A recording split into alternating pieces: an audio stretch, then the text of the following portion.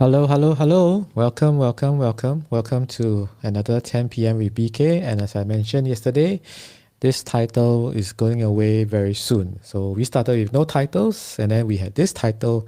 And as things would have it, most likely it's going to change. So because these few days has been another concurrent course that I'm going through, so I didn't have time to really do anything else at the moment. So stay tuned. This will change.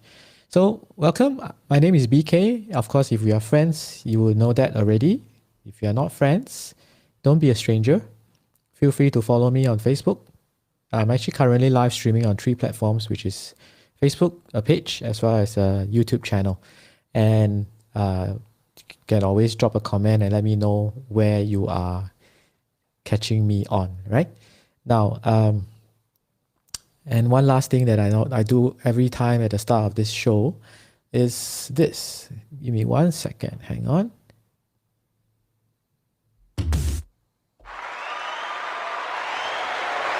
Woohoo!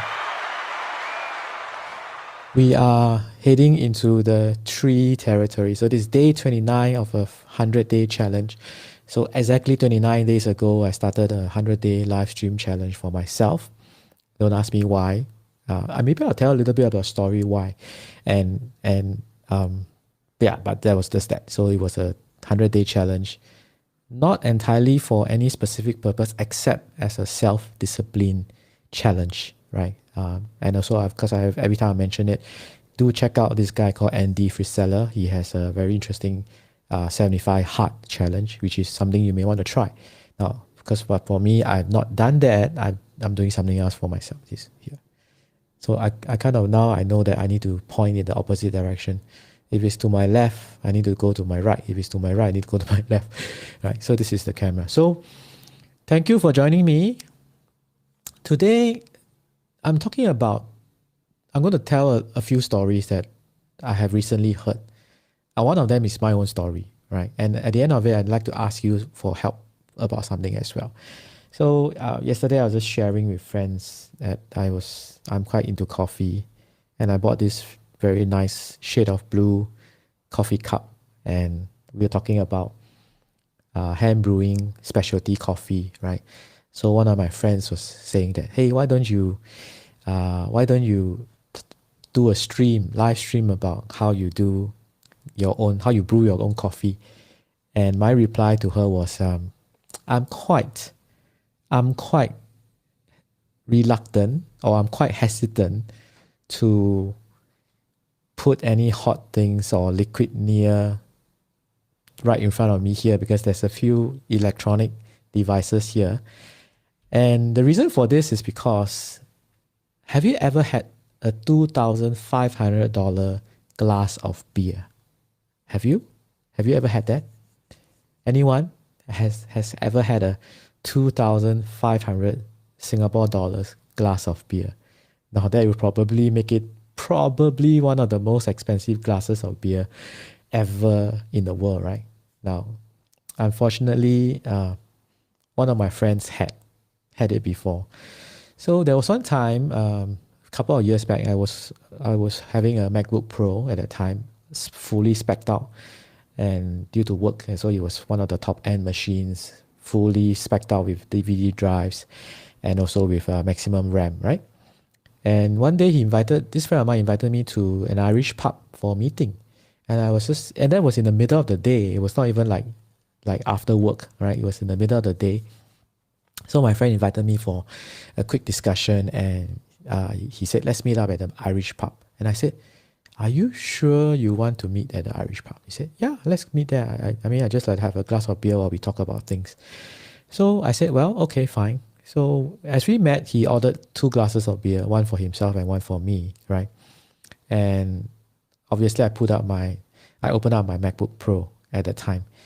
And he got very excited and animated as we were talking about certain things and having an interesting discussion.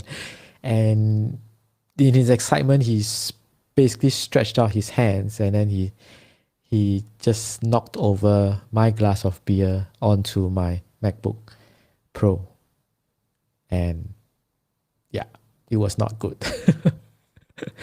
It was not water, it was beer. So as much as we tried to clean it up, did all the things I could to salvage the situation. I managed to unstick the the keys on the keyboard. So because beer has some levels of sugar, right? So it was actually very sticky. I managed to clean that up a bit.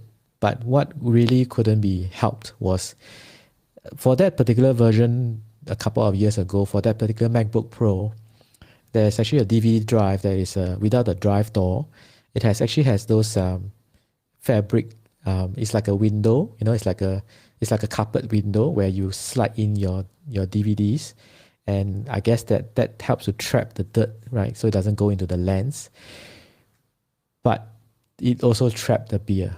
So the DVD drive just didn't work anymore after that, right? So I had to send it in for repairs. And while it was under warranty, but because this thing was not manufacturer's fault, they had to repair it, and the repair bill came up to 2005. And of course, my friend felt very bad about spilling the beer on my MacBook Pro. He paid for it, right? So Jules, this is why I'm very hesitant to demonstrate making coffee on this live stream, especially because there is electronics just around here. In fact, call me paranoid, but these days, whenever we are in a eating place or on a table where there is electronics and then there's liquid and so on, I do try to keep the things as far apart as possible, right? So that's my story of the most expensive beer in the world, or rather my friend's story of the most expensive beer in the world. And yeah, keep your electronics away from water. But these days, it's much better, right? Like for example, a lot of the new electronics, like your phones, some of them are like they are not waterproof, but they are water resistant. For example, the iPhone or even some of the Android phones, you can drop them into a swimming pool up to maybe 30 meters or maybe even 50 meters. And as long as it's not submerged, as long as you drop it in and you pick it up, right? In fact, most of them have a submerged time of about half an hour, and it should still be working well, right? So that's the good news. But I'm not too sure about keyboards though. I mean, for example, a computer, a laptop, and a keyboard, and I guess they haven't made that part water resistant yet. Maybe there is, but can find out. But technology is improving all the time, and I think sooner or later we'll have devices that are quite water resistant, and then we can have meetings in bars with your laptop open, and you don't have to worry about paying for a $2,500 glass of beer. Right, so that's the story. So why I'm resistant or hesitant about doing a demo of a live stream. Maybe if I do, I'll just move everything aside. It might be fun because I tried the barista's tips today, and yes, the coffee is a lot more tastier than what I could manage before. So yeah, but probably not there yet. Not there yet for myself.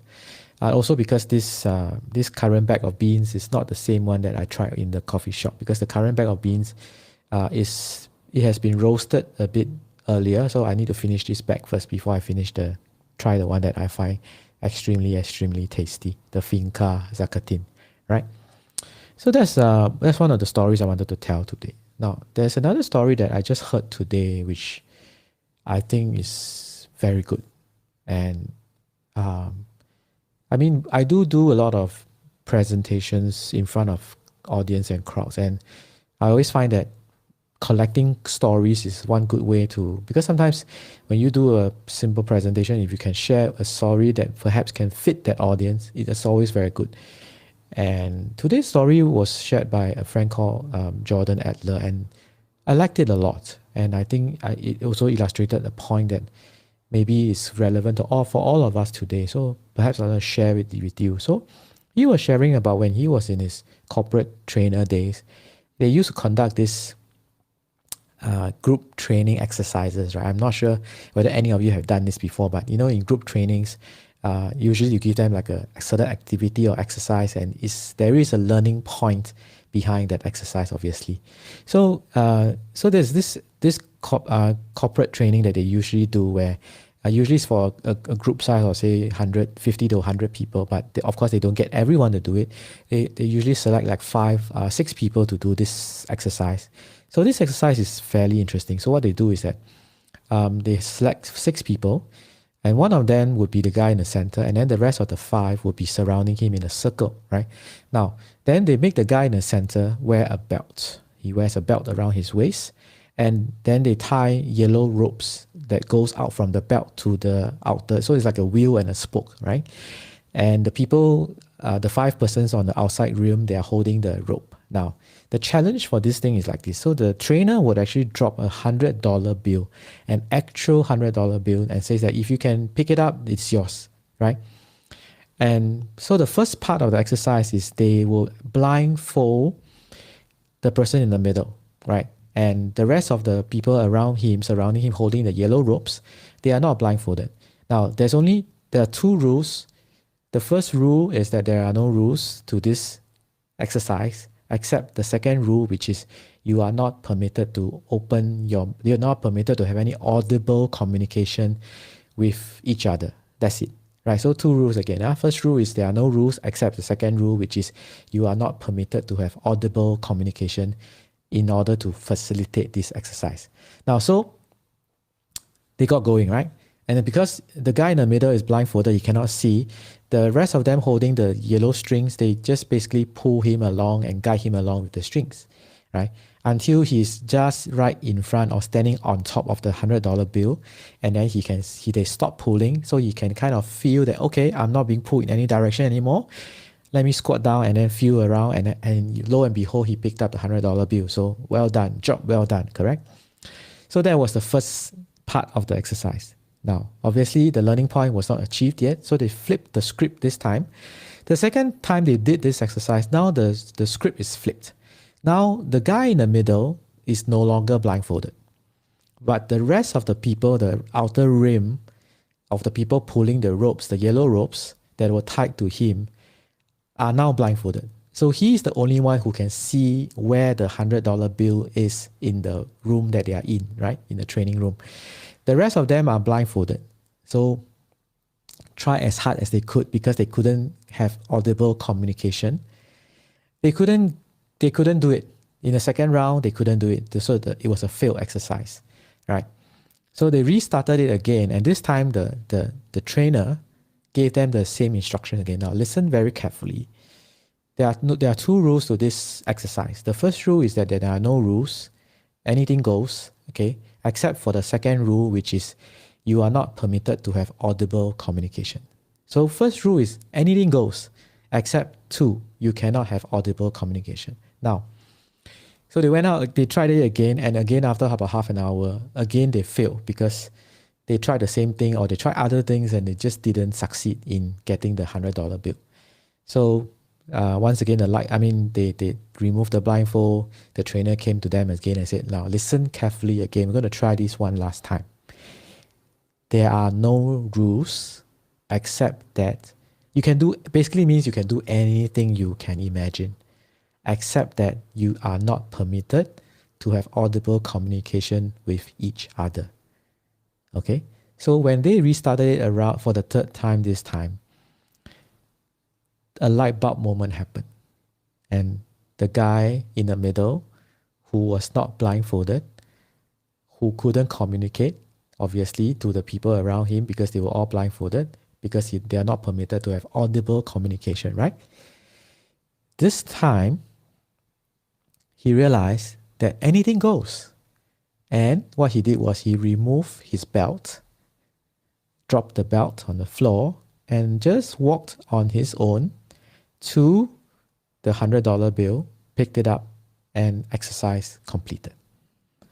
Now, perhaps you have heard this story before. Perhaps you may have even tried this experiment before, but for those of us that have never done these corporate exercises before, some of these corporate exercises are actually quite fun. I've done a few before, and some of them can actually be quite fun. And of course, because it's delivered in such a way the experiential learning really helps to ingrain the lesson that was meant to be taught, right? Now, so what is the lesson here? A lot of times, we are shackled in our minds by the things that we think are there. So, the yellow ropes represents our thought patterns, our ways of thinking that were holding us back or keeping us where we are now. And I find this exercise so fascinating and so interesting. And I thank my friend Jordan for sharing it, because it's like this. So in today's economic situation, in today's, the global environment now, I guess times are really, really hard and tough. But everyone is facing the same things, because it's happening to all of us. It is a global situation that's going on. Now, we can stand by and sit and just say that, okay, this is what's happening. I can't do anything about it. But if you think like that, perhaps you are now the guy in the middle with 5 other friends, 5 other thought patterns that are holding you back, and you are not thinking out of the box, literally out of the box, right? Perhaps what you can do is remove the belt, remove your old ways of thinking, and then start to examine what else can be done to have a massive personal growth in this time and age, and bring yourself to a much higher level of success, even though the current economic situation can be like this. One of the things they like to say is that even in good times and bad times, there are people who will thrive. The difference is that it's your mindset and your perspective. Because the good times and the bad times, the same wind blows on us all. So it is not about the wind, it is about the set of the sail. And in this case, now with this global climate now, the same global climate is blowing on us all. But if we change the set of our sail, perhaps we can do something different or accomplish something different for ourselves. So I said at the start of this that I would like to ask for help for something, right? And yesterday I was talking to a friend as well. And, when you hear friend A tell you about something that may be just a coincidence, right? Then you have friend B tell you about something. Then you're thinking, okay, something, perhaps the universe is trying to hint to me something, because now there are 2 persons. And then there's a friend C and a friend D and a friend E and so on. So when the same message seems to come at you from multiple sources, I guess somebody is trying to send you a message. That's how I always see things. So when the similar message gets sent to someone, some to me, for example, from multiple sources, I start to really pay attention. Perhaps this is something that I need to know. And the universe, I do not know your religious affiliation or your faith, right? Some people might be, may you have a certain faith, or you may have another faith. That doesn't really matter. But you call it God, you call it the universe, you call it the quantum realm. That's entirely up to you. But what I'm saying is that perhaps something outside of you is trying to send you a message. So recently, I have been hearing from multiple sources about the art of storytelling, which, well, I am not a great storyteller, as you can tell from the 2 stories I just told. I'm definitely not the most riveting, most engaging storyteller there is. But I do know and I do appreciate that it is a very good skill to pick up. So this is my request to all of you who are watching this right now.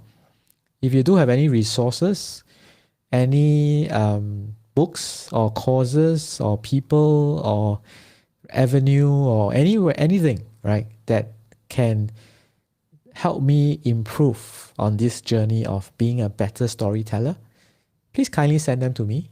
Drop me a comment in the comments or send me a private message.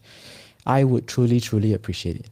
Like I said, when you start to hear people around you start telling you that, oh, storytelling is good for you, storytelling is learn how to storytell and so on, and it comes from multiple sources, I think I get it.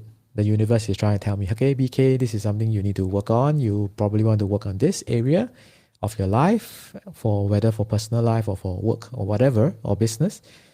I want to listen. I want to listen to this hint from the greater universe. So, dear friends of mine, whether you're watching, we are friends or not friends, and if you happen to be seeing this, don't be a stranger. Just add me as a friend. And you do have resources, right? Whether it is a book or a course or anything, send it along to me, please. I would truly, truly appreciate that. And hopefully the next time you hear me tell a story that I have improved, right? I have improved in my storytelling. Then you know that I've put the resources that you sent to me to good use. So once again, my apologies for starting late today, because we had another meeting before this and it kind of ran over time. I was just telling a friend that I do like to be on time mostly. So while it was 10 p.m., I really like to keep it to 10 p.m. But well, less life. When things happen, we just work with the flow, right?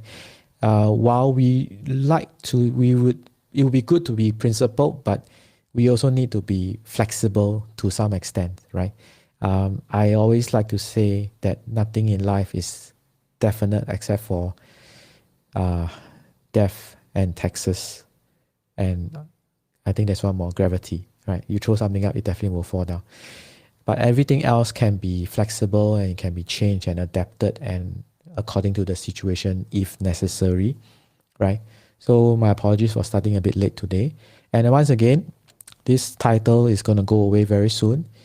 If you'd like to suggest a title to me, I will be happy to take it up and see whether it fits. I do have a title in mind already. I just need to work at getting out a graphic and then choosing a day to launch it, right? So thank you for joining me. Thank you for your comments.